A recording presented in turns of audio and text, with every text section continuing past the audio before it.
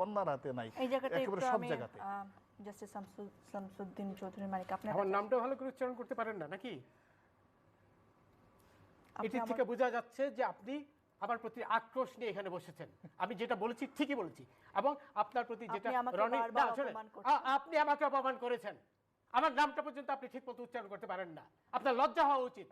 এবং রনি যেটা বলল, আপনি এবং ভাব দেখাচ্ছেন যে আপনি একাই সেই টেলিভিশনটা দেখেছেন। আমি যখন বললাম আমিও দেখেছি, তারপরে আবার আপনি আমাকে বারবার উস্কানি দিচ্ছেন যে আমি দেখেছি কিনা। তার মানে আপনি একাই দেখেছেন, আর কেউ দেখেনি। শোনেন রনি, কালকে যে না উত্তেজিত হওয়ার কারণ হচ্ছেন আপনি আমাকে উত্তেজিত করছেন, মানে এমন ভাব দেখাচ্ছেন যে আপনি একাই দেখেছেন, আমি দেখিনি।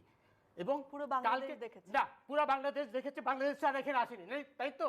আমিও তো দেখেছি। আমি কি অন্ধ ছিলাম? অবশ্যই আপনি বাংলাদেশে। তাহলে আবার এই আপনি, আমি যখন বললাম আমি দেখেছি, তারপর তো আপনার অ্যাঙ্কার হিসেবে আপনার চুপ হয়ে যাওয়া উচিত ছিল। আপনি আবার আমাকে খোঁচাচ্ছেন।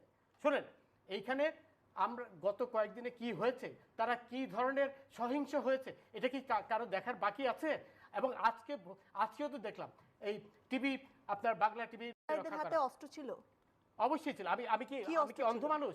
তার হাতে লাঠি সোটা ছিল, আমি নিজে দেখেছি। লাঠি দিয়ে সে মেরে আপনি শুনেন, আপনি তো একা দেখেননি নাকি, আরো অনেকেই দেখেছে। সেটাই বলছি, তাহলে আমিও দেখেছি, আমি দেখেছি যে অবস্থা। কথা শুনে মনে হচ্ছে না আপনি দেখেছেন।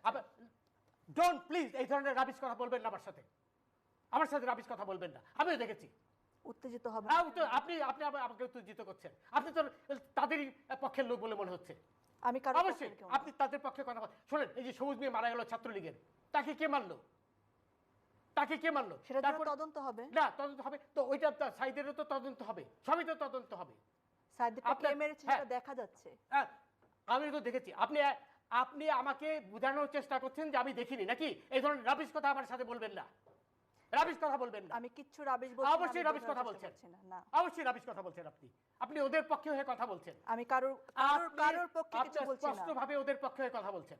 আমি নিরপেক্ষ কথা। আপনি ওটাও নিরপেক্ষ নন।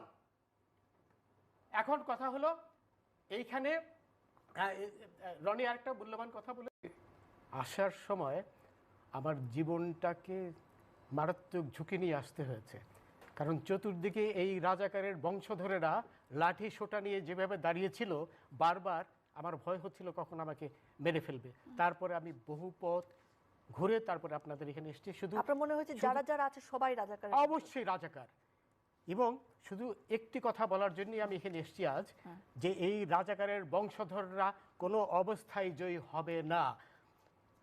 30 লক্ষ মানুষের শহীদের রক্তে, 5 লক্ষ নারী, নির্যাতিত নারীর কারণে যে দেশ স্বাধীন হয়েছে, সেখানে রাজাকারের বংশধররা কোনো অবস্থায় তারা জয়ী হতে পারে না। এই কথাটি বলার জন্যই আমি এত পথ ঘুরে আমার জীবন বাজি রেখে আপনাদের স্টুডিওতে আজ এসেছি। দেখুন